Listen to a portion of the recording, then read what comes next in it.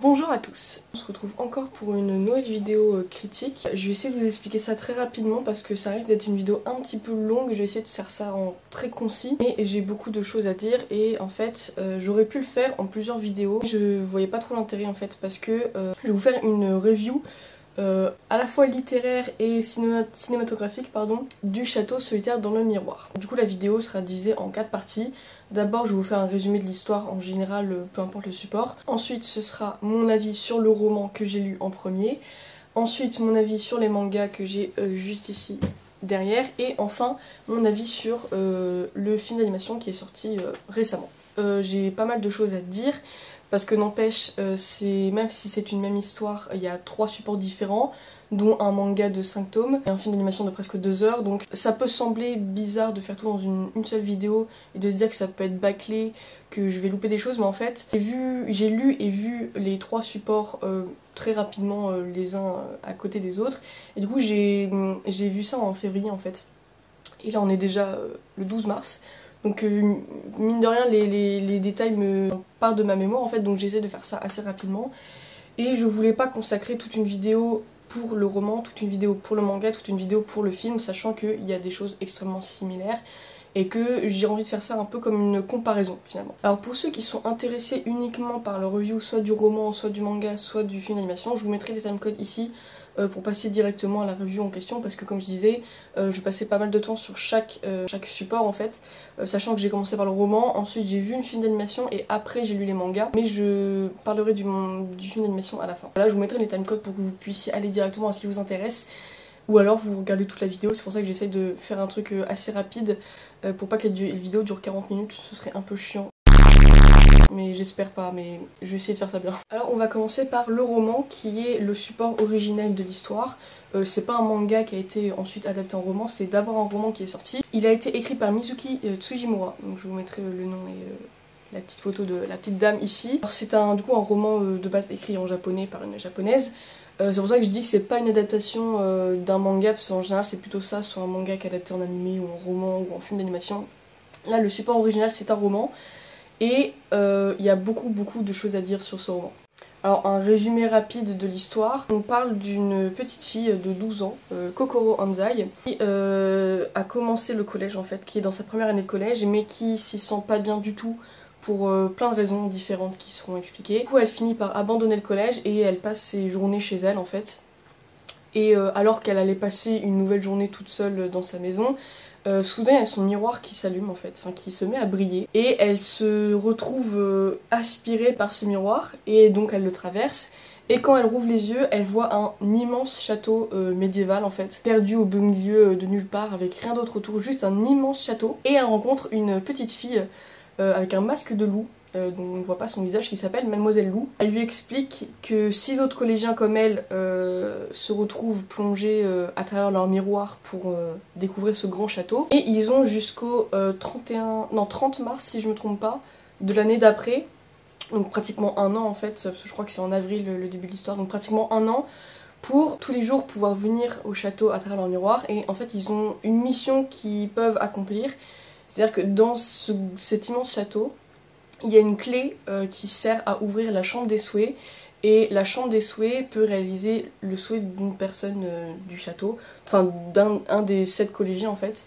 Et ils ont un an soit pour trouver cette clé, soit juste pour y passer toute cette année en fait ensemble, et après repartir comme si de rien n'était. Ils sont 7 en tout, 7 collégiens avec cette Mademoiselle Lou qui est très mystérieuse. Il y a des règles dans ce château à respecter en fait, qu'elle énumère au fur et à mesure. Et du coup on va découvrir les 7 collégiens ainsi que Mademoiselle Lou et quelques autres personnages importants à l'histoire. Mais voilà, l'histoire principale c'est cette petite fille qui rencontre 6 autres collégiens comme elle, qui sont eux aussi invités à aller dans ce château pendant presque un an pour trouver cette fameuse chambre des souhaits. Donc l'histoire tourne très principalement autour des 7 collégiens qu'on apprend à connaître parfaitement tous les 7, et Mademoiselle Lou un petit peu, parce qu'elle est très mystérieuse, ainsi que quelques personnages secondaires mais qui servent beaucoup à la compréhension des personnages et à leur histoire en fait. Ce roman, pourquoi je voulais en parler et pourquoi il m'a attirée, c'est que c'est pas un roman qui parle que de fantastique et de gamins qui vont dans un château et qui font une muse, machin. Beaucoup plus profond que ça en fait. C'est du jeunesse, donc c'est très facile à lire, mais les thèmes abordés sont très durs, sont très profonds, parce qu'en fait on parle d'une petite fille qui a arrêté d'aller à l'école à cause de soucis qui l'empêchent d'y aller, qui la font angoisser. Donc vous les découvrirez, mais ça parle beaucoup du coup de harcèlement scolaire, harcèlement sexuel.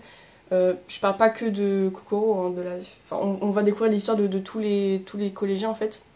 Et ils ont tous quelque chose qui fait qu'ils peuvent venir au château. Et donc on va découvrir l'histoire et les traumatismes un peu de chacun.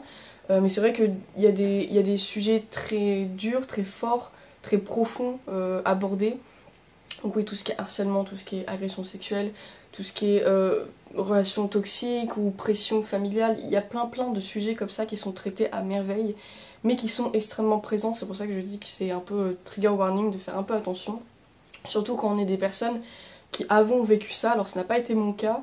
Je sais que j'ai été vachement attirée par le roman de base. En plus, comment expliquer, les personnages principaux sont tous au collège. Donc même si moi aujourd'hui j'ai 19 ans, je trouve que, enfin, je me suis très vite attachée aux personnages, je me sentais très proche d'eux parce qu'ils sont pas beaucoup plus jeunes que moi finalement. C'est pas comme quelqu'un qui a 40 ans qui lit le livre, peut-être que là l'attachement est moins présent. Mais c'est vrai que moi, pour moi, c'est comme, enfin, comment dire, à 19 ans, des gamins de 12-13 ans, bah c'est mignon, c'est comme des petits frères, des petites sœurs, du coup ça m'a beaucoup touchée. Et même si je n'étais pas dans leur situation compliquée, que ce soit familiale ou scolaire ou quoi, la façon dont ça retranscrit, ça peut toucher tout le monde. Donc c'est pour ça que je dis que moi, ça a été très agréable à lire pour moi, même les sujets qui sont compliqués, mais si vous êtes dans une des situations évoquées, vous pouvez le lire, hein, parce que c'est traité dans une bonne manière positive, on va dire. Ça traite, ça aide à guérir en fait, mais à faire attention et à prendre ça vraiment pas trop à cœur, parce que je pense que ça peut un peu retourner. Alors quelque chose à savoir qui est plutôt important, c'est que comme je disais, c'est une histoire écrite par une japonaise et ça se passe au Japon. Donc il y a plein de trucs qu'il faut, bon, moi, comment expliquer, moi je suis un peu habituée à ce domaine-là parce que je lis beaucoup de mangas et je suis beaucoup dans le domaine des animés, donc il y a des références ou des contextes politiques, etc. que j'ai déjà imprégné, ou des traditions, etc. que je connais déjà. Donc il faut vraiment se mettre en tête que c'est dans, enfin de toute façon il le répète toujours, mais c'est dans un contexte japonais, donc le contexte scolaire. Mais tout est expliqué d'ailleurs au début du roman et au fur et à mesure que au Japon il y a ci, il y a ça, il y a telle tradition, l'année scolaire du coup par exemple nous c'est, enfin en Europe en tout cas, c'est de septembre à juin-juillet. Eux l'année scolaire c'est à partir d'avril, donc c'est avril à mars de l'année d'après. Donc l'année se déroule différemment, mais voilà, c'est quelques contextes comme ça qu'il faut bien intégrer pour... parce que sinon on est perdu en fait. Mais vous inquiétez pas, même pour ceux qui sont pas du tout habitués à ça, c'est expliqué tout du long, les traditions qu'ils ont, ou alors leur façon de s'appeler, par exemple les diminutifs, pas les diminutifs, mais tout ce qui est chan, san, tan, etc., ou kun, tous les petits trucs après les prénoms, etc., ou les noms, c'est expliqué pourquoi ils s'appelaient comme ça, ou pourquoi c'est plus familier ou d'autres. Enfin que d'autres choses ou quoi. Donc même si on n'est pas dans ce contexte là de base, c'est très bien expliqué, donc pas de soucis. Alors du coup là je vais vraiment parler du roman à proprement parler, là c'était surtout l'histoire en général. Pour ceux qui veulent une critique du roman un petit peu plus courte, un peu plus concise et à l'écrit, j'ai mon livre addict que je vous remets ici en description. J'ai fait une critique du livre sur le moment à chaud.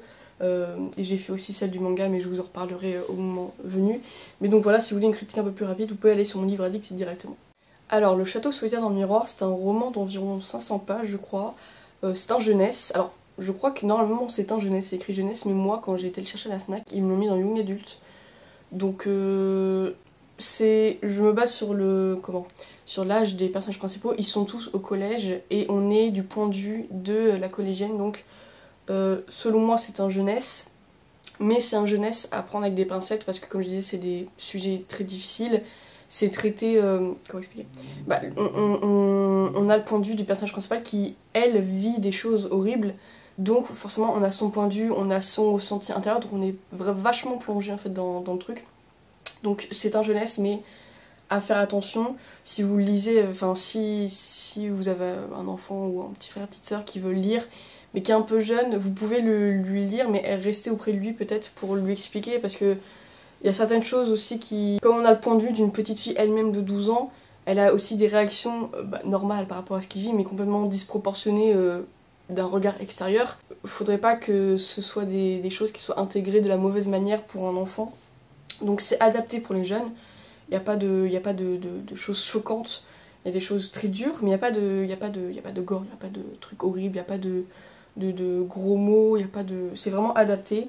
Donc c'est possible, mais faire attention. Alors par rapport aux personnages, du coup, comme je disais, on a Kokoro Hanzai, la fille principale, plus les 6 autres collégiens qui arrivent quasiment tous en même temps en fait quand ils découvrent le château. On va apprendre leur histoire à tous, sans exception, de manière plutôt détaillée. Bon, Kokoro évidemment, on en sait beaucoup plus sur elle parce qu'on la voit déjà dès la première page jusqu'à la dernière, et on est dans sa tête, c'est un point de vue à première personne de Kokoro.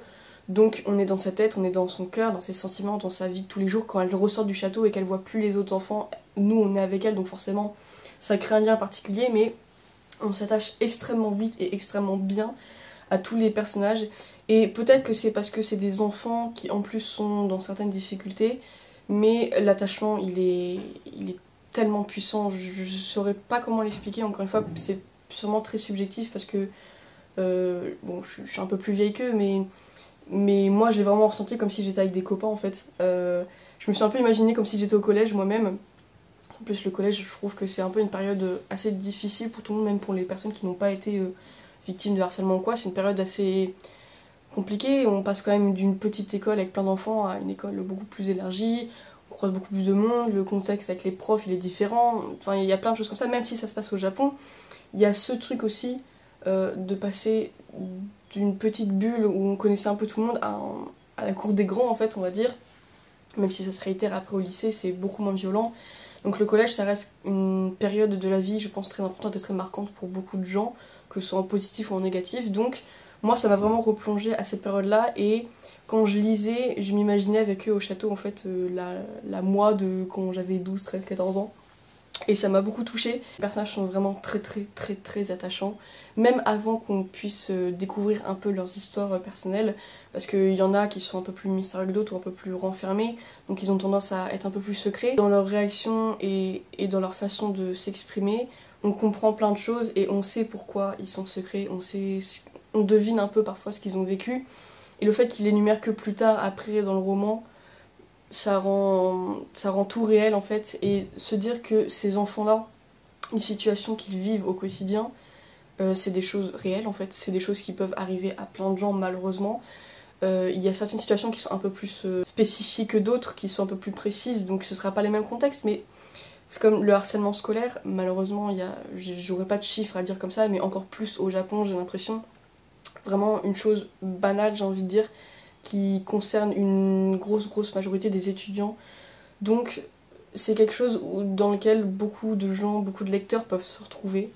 Donc on s'y attache extrêmement vite. Alors comme je me disais, on est du point de vue de Kokoro du coup qui vit toutes ces choses-là. Ceux qui ont vécu ou qui vivent ou qui sont angoissés par certaines choses, je pense que ce livre, il est pas, je sais pas comment expliquer, mais il y a des livres qui abordent des sujets difficiles, mais qui quand tu lis, si tu as vécu ça ou si tu es un peu sensible, ça va pas spécialement te faire de bien.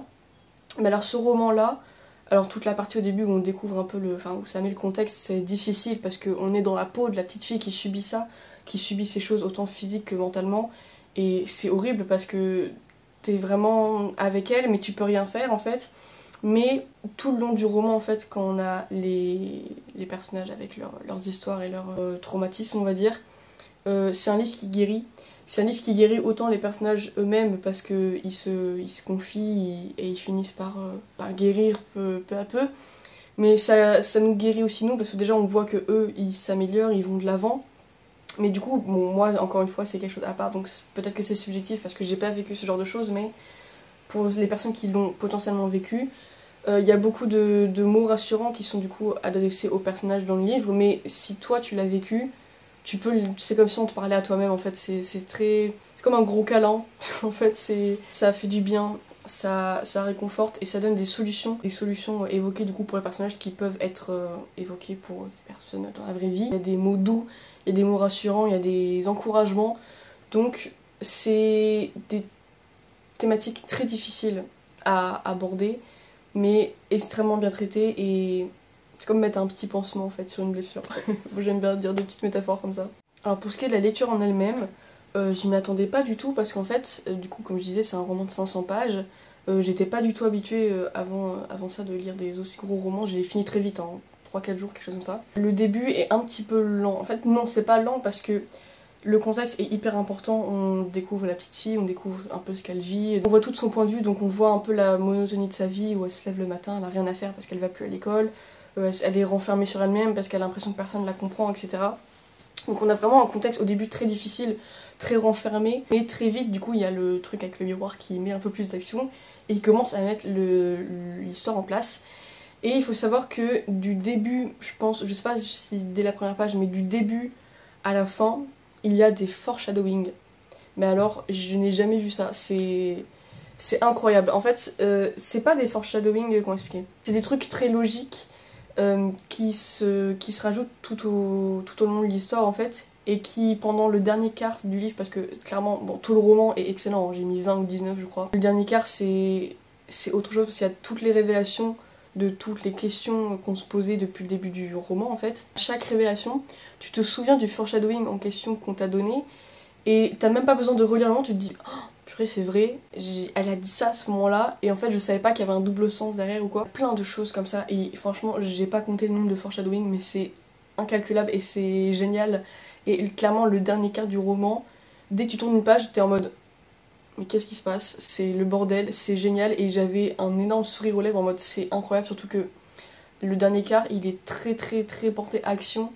On a tout le dénouement en fait de l'histoire avec plein de révélations comme je disais, donc t'es vraiment dans l'action et j'ai eu du mal à m'arrêter à certains chapitres en fait. J'ai eu vraiment beaucoup de mal parce que du coup les chapitres étaient beaucoup plus longs parce qu'on pouvait pas couper comme ça dans l'action en fait et ça mélangeait à la fois action avec des flashbacks, avec des révélations, avec des choses hyper visuelles et du coup c'était une explosion de choses incroyables. Donc si je peux vous dire qu'une chose, c'est franchement foncez, lisez le roman absolument, il est génial. Je l'ai pas, je voulais vous le présenter mais je vous mettrai les couvertures ici parce que je l'ai pas sur moi parce que je l'ai prêté à ma maman qui je pense l'adorera. J'ai eu plein de moments surtout à la fin où j'ai eu les larmes aux yeux de ouf pendant des révélations ou des choses comme ça et du coup je l'ai pas avec moi. J'aurais voulu vous montrer parce qu'en plus le livre est trop beau, il y a un petit marque-page rouge, tu sais comme dans les anciens livres là, j'adore. Tout ça pour dire que je vous conseille à 100% le roman, en fait peu importe l'âge, votre sexe, votre genre, votre situation, ça peut toucher tout le monde parce que moi, du haut de mes 19 ans qui n'a pas vécu ce que eux ils ont vécu, j'ai réussi à m'y accrocher très fort et je pense que même quand on est quelqu'un de 20, 30, 40, 50 ans, en fait, notre rapport avec les enfants, il est différent, mais on a toujours... C'est des enfants, en fait. Donc on a forcément, quasiment toujours une tendresse pour eux, surtout quand ils sont dans des situations difficiles, des enfants en difficulté. Et du coup, on s'y attache, on a de la compassion, on a de l'empathie. Et quand on est parent, par exemple, on peut penser à nos enfants, ou quand on est grand frère, grande soeur, on peut penser à nos petits frères, nos petites sœurs. Et c'est touchant dans tous les cas, donc à part pour les plus jeunes, faire attention et à lire avec un adulte. Pour les personnes sensibles, faire attention, mais comme je le disais, c'est de traiter de manière positive. C'est pas là pour vous traumatiser, hein. C'est là pour dénoncer, chose que ces personnes vivent comme quoi elles ne devraient pas le vivre, et à quel point c'est difficile, parce que d'un point de vue extérieur, on pourrait toujours se dire, bah, tiens, elle arrête l'école, c'est une feignante, ou elle veut pas bosser, ou elle est pas courageuse, mais en fait, quand tu es dans la peau du personnage en question qui le vit, tu comprends tout et tu prends tout très à cœur, donc c'est vraiment pour aider et pour aller de l'avant. Donc je vous le conseille à 1000% et je regrette absolument pas de l'avoir lu. Bon, j'ai passé beaucoup de temps sur le roman, je vais essayer d'être un peu concise pour le manga parce qu'il n'y a pas tant de choses à dire sur le manga, mais alors sur le roman, sur le film d'animation, il va y avoir des choses à dire. Alors du coup le manga a été écrit avec la même autrice que le roman, avec une dessinatrice en plus qui s'appelle Tomo Taketomi, je crois bien. Il est disponible en 5 tomes, alors je n'ai que les 4 tomes parce qu'en fait le 5e est censé sortir je crois le 2 mai, quelque chose comme ça. En mai ou quoi, mais j'avais pas besoin d'attendre d'avoir les 5 tomes pour pouvoir vous en parler. Donc j'ai les 4 premiers ici, je vous montre un petit peu les couvertures qui sont vraiment très mignonnes. Donc on a, en fait c'est en déplié, en fait on peut les déplier, je sais pas comment expliquer, mais on les met comme ça fait toute une couverture en fait. Donc on a le devant et le derrière. Donc franchement les couvertures en plus sont hyper mignonnes. On voit les personnages un petit peu... Je vais pas trop vous spoiler du coup mais c'est très mignon. Il y a 5 tomes donc j'ai pas encore le 5e. mais quand je l'achèterai je le lirai direct. Mais c'était pas nécessaire pour moi d'avoir le 5e pour pouvoir vous en parler parce que comme je disais j'avais déjà lu le roman, donc juste j'ai besoin de voir un peu ce que le manga pouvait donner pour vous en parler et je ne regrette absolument pas. Alors encore une fois j'ai fait une review des mangas sur mon livre addict qui sont beaucoup plus courts et un peu plus... pour chaque tome, du coup c'est pas comme le roman où là je débriefe 500 pages. Pour chaque tome je mettais un petit commentaire sur le tome en question. Donc si ça vous intéresse d'aller voir. Attention du coup je spoil un petit peu dans mes reviews donc faut faire attention mais c'est plus concis donc ça peut être plus sympa pour vous. J'ai été agréablement surprise, je suis pas du tout déçue. C'est un truc de fou comment le manga est archi fidèle au roman. Il y a des citations carrément au mot près en fait qui sont retranscrits. Le physique autant des personnages que des décors il est hyper fidèle.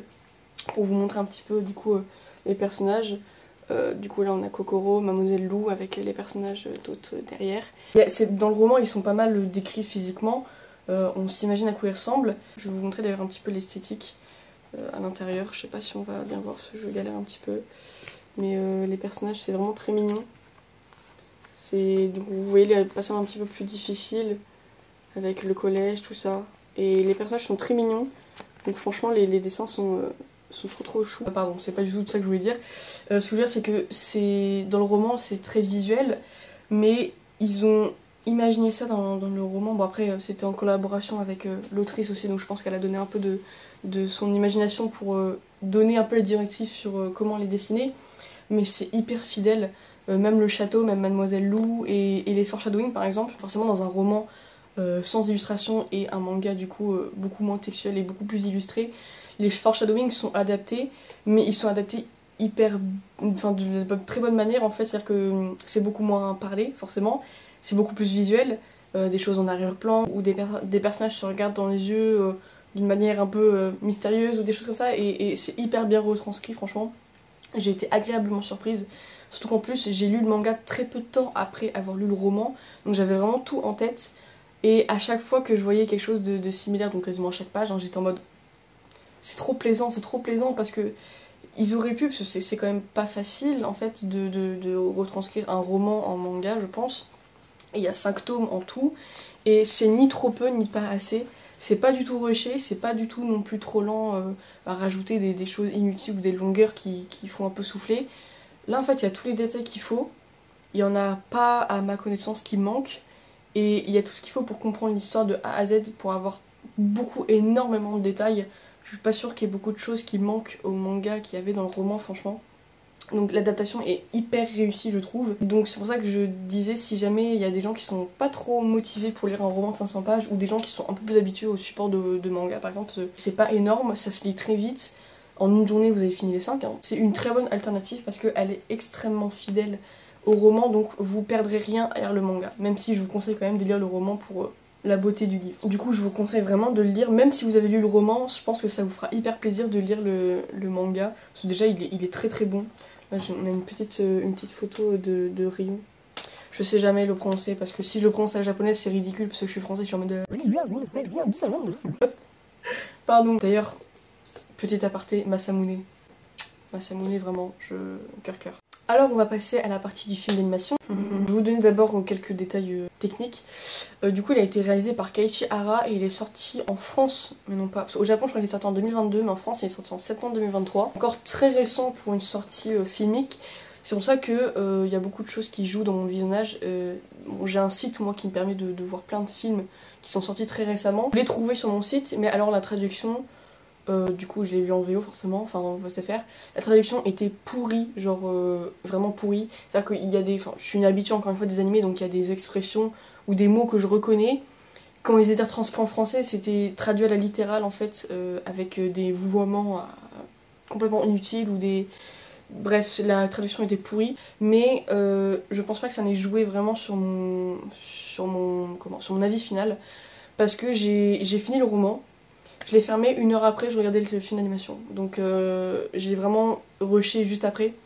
Donc j'avais tout en mémoire. J'avais des citations, enfin des phrases vraiment par cœur en mémoire. Et même physiquement sur tous les personnages, etc.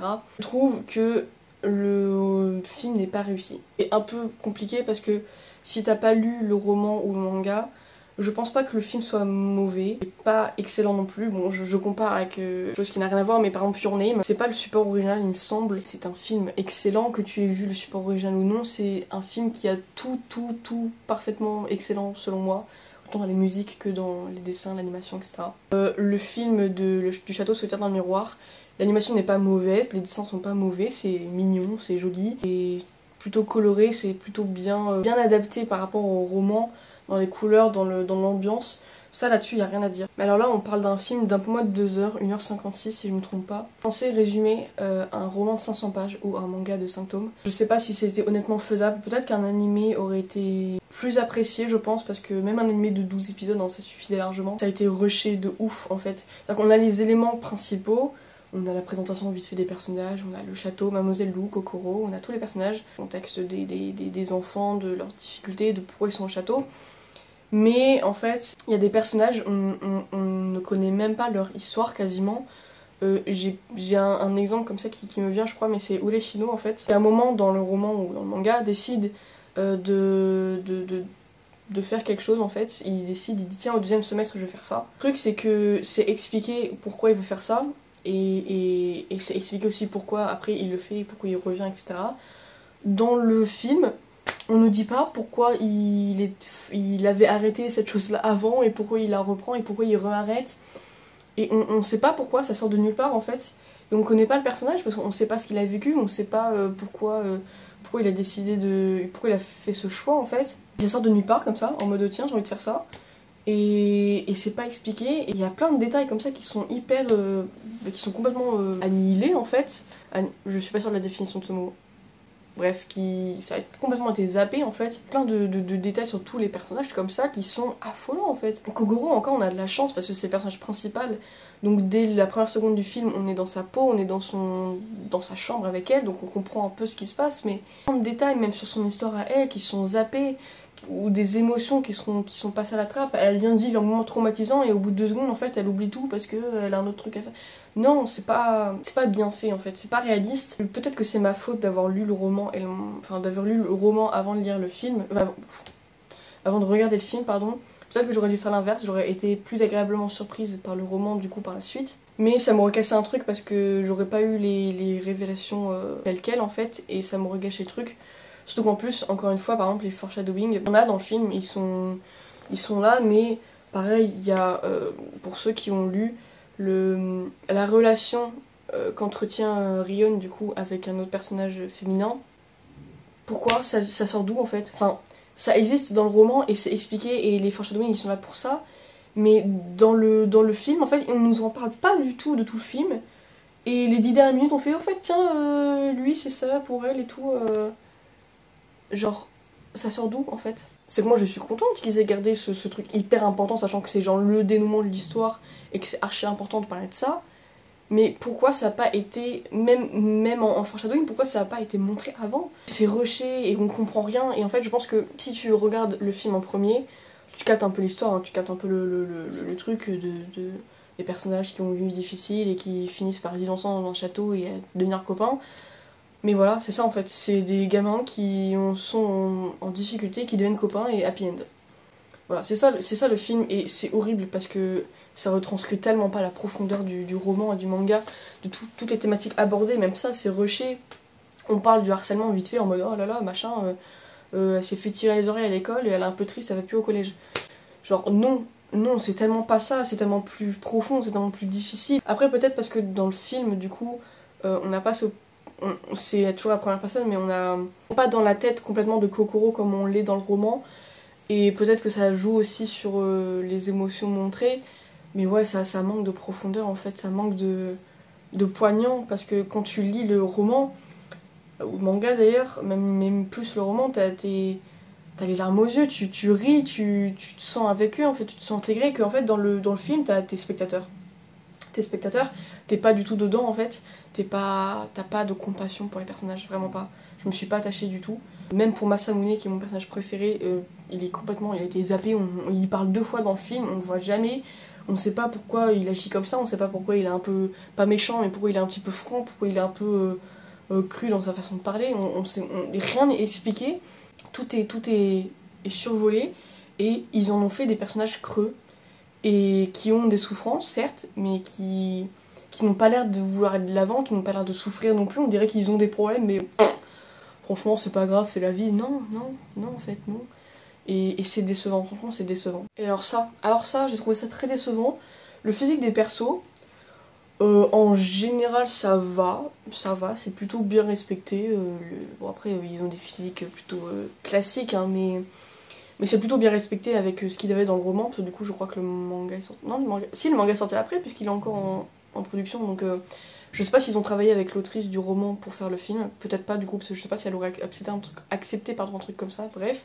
Donc les physiques des personnages et les décors en général sont plutôt bien représentatifs, mais alors Masamune, dans le roman, ça dit qu'il a genre les cheveux assez longs, noirs, avec une grosse mèche qui cache son œil et des grosses lunettes. Dans le film, il a les cheveux genre châtain marron, et il a genre une crête et les cheveux courts. Alors oui, il a des lunettes, mais il a des petites lunettes nulles. Enfin, pourquoi En plus, c'est mon personnage préféré, du coup j'avais le seum, je me suis dit non, vas-y. C'est un enfant, du coup c'est un peu bizarre. Bon, je crois que Masamune, il doit avoir 13 ans, je crois, quelque chose comme ça, 13-14. Mais en plus, dans le film d'animation, on dirait qu'il a 10 ans. Je veux bien que quand t'as 14 ans, tu ressens pas spécialement un adolescent très grand, très mature, très baraqué. Mais là, ils ont fait un gamin de 9 ans et demi, quoi. C'est chaud, et puis il est dégueulasse. Il est dégueulasse, il ressemble pas du tout au personnage. En plus, Masamune, je trouve qu'il est vachement charismatique, hormis le fait qu'il a 14 ans et que c'est un petit gamin, machin. Il est charismatique, il est mystérieux. Là, dans le film, il est juste aigri. Il fait la tronche tout le temps, il parle pas, il dit rien, il est chiant de ouf. Ça a été, dans le film, ça a été le personnage que j'ai le moins aimé, alors que dans le roman et le manga, c'est mon personnage préféré.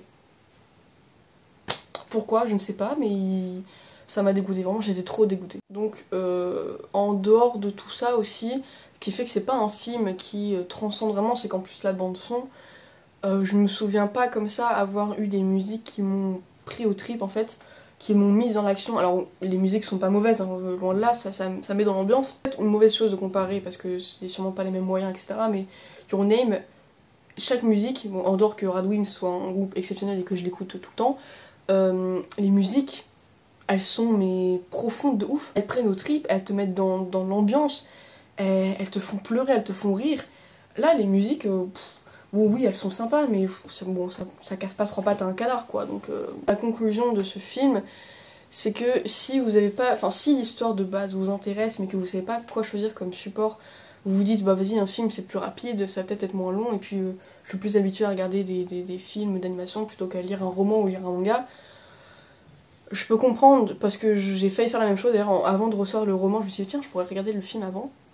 Et c'est le fait que les sous-titres soient mauvais qui m'est refroidi et qui fait que j'ai pas vu le film tout de suite, et j'ai bien fait d'ailleurs. Je ne conseille pas de voir le film en premier, parce que vous allez avoir un aperçu et un dénouement final qui sera expliqué, mais ce sera pas vous direz ouais, ça a été un film sympa. L'histoire elle vous aura pas transcendé, elle vous aura pas transporté comme elle aurait dû le faire. Donc je vous conseille pour les plus courageux de lire le roman à 1000%.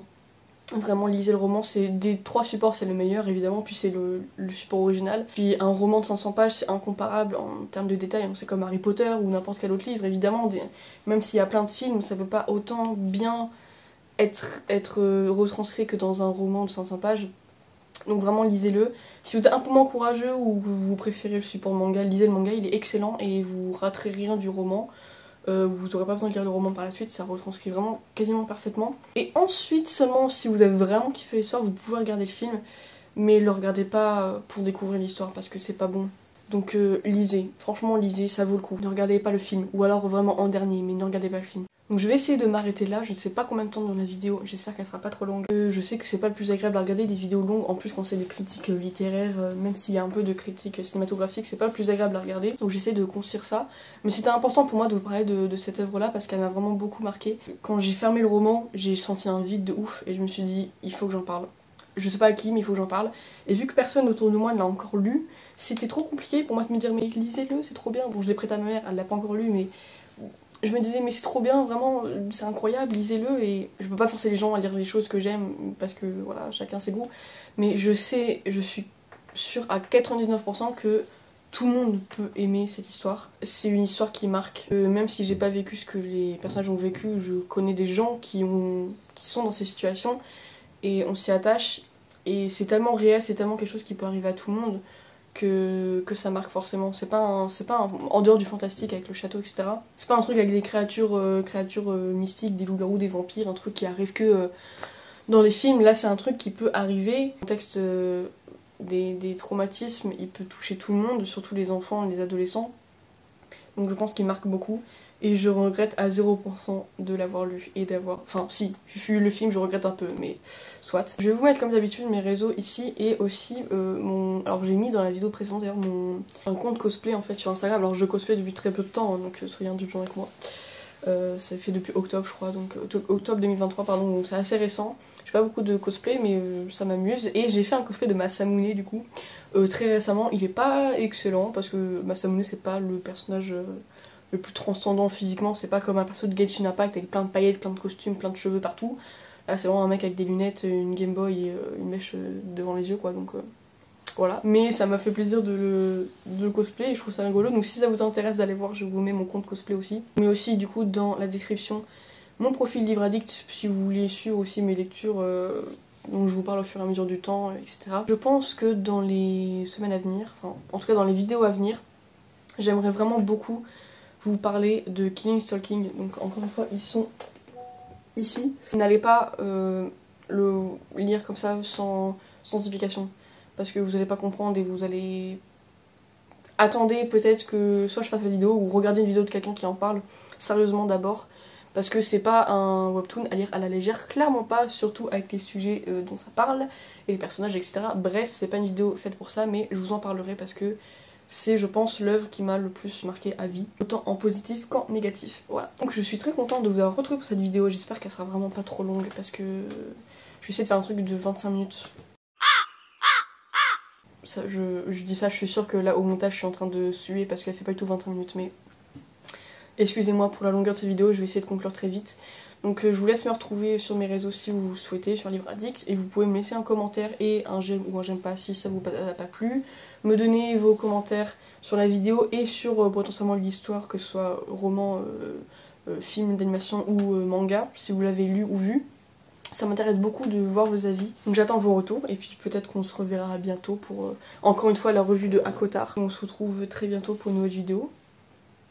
Ciao à tous et puis à bientôt.